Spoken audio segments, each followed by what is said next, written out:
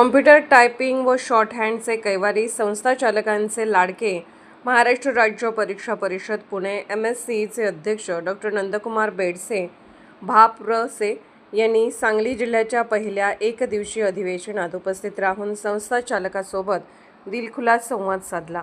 याविषयी सविस्तर माहिती अशी की सांगली येथील मराठा सेवा संघ हॉलमध्ये कॉम्प्युटर टायपिंग व शॉर्ट हँडचे एक दिवसीय पहिले अधिवेशन व कार्यशाळा मोठ्या उत्साहात पार पडले।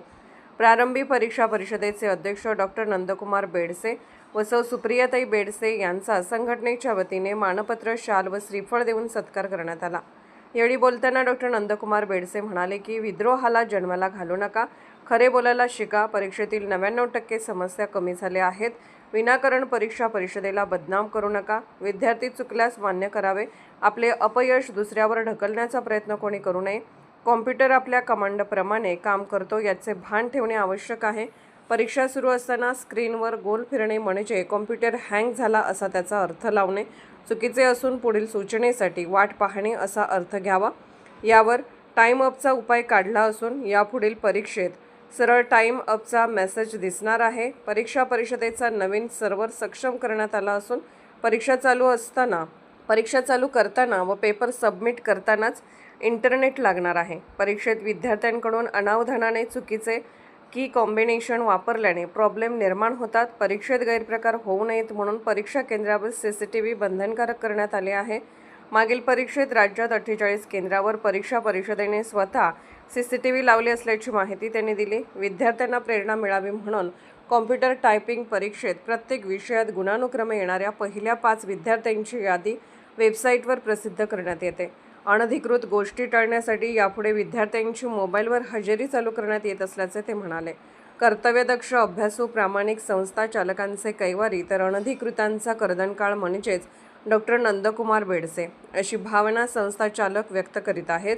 सर्व संस्थांनी LMS हा परीक्षा डेमो विद्यार्थ्यांना द्यावा असे आवाहन त्यांनी केले। सर्व संस्थांच्या अडीअडचणीसाठी समन्वय समिती गठीत करण्याबरोबर क्वेरी मॅनेजमेंट सिस्टम तयार केली जात आहे। परीक्षेतील संगणक प्रमाणित असल्याची खात्री करणारे हेल्थ स्टेटस सॉफ्टवेअर विकसित केले असल्याचे ते म्हणाले। राज्यातील 206 संगणक संस्था विद्यार्थी परीक्षेस न बसवल्याने बंद होत्या। त्यांना प्रतिवर्षी किमान विद्यार्थी परीक्षेस बसवणे व किमान 5 वर्ष हस्तांतरण न करणे या अटीवर त्या संस्था पुन्हा सुरू करण्यासाठी प्रस्ताव मागवण्यात येत असून या संस्थांनी याचा लाभ घ्यावा असे ते म्हणाले।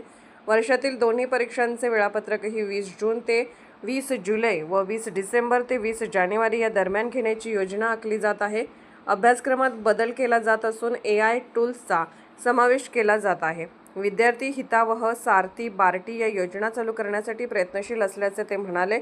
यावेळी त्यांनी शिक्षण अधिकारी माननीय राजेसाहेब लोंढे साहेब, उपशिक्षण अधिकारी गीता शेंडगे मॅडम यांचे तोंड भरून कौतुक केले। यावेळी शिक्षण अधिकारी माननीय राजेसाहेब लोंढे व उपशिक्षण अधिकारी गीता शेंडगे मॅडम यांनी आपल्या कामकाजाचा आढावा दिला।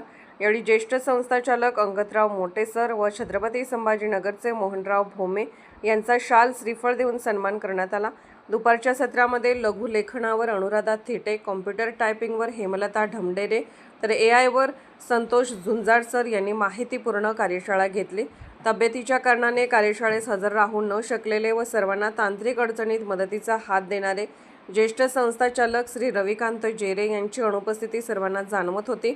दरम्यान महाराष्ट्र राज्य परीक्षा परिषदेचे अध्यक्ष डॉक्टर नंदकुमार बेडसे यांनी त्यांच्या घरी त्यांची भेट घेऊन तब्येतीची विचारपूस केली। या कार्यक्रमाचे स्वागत व प्रास्ताविक सांगली जिल्हा संघटनेचे अध्यक्ष श्री रवींद्र रणवरे यांनी केले तर आभार प्रदर्शन राज्य संघटनेचे उपाध्यक्ष तथा सांगली जिल्हा प्रतिनिधी श्री शोएब मुजावर यांनी केले।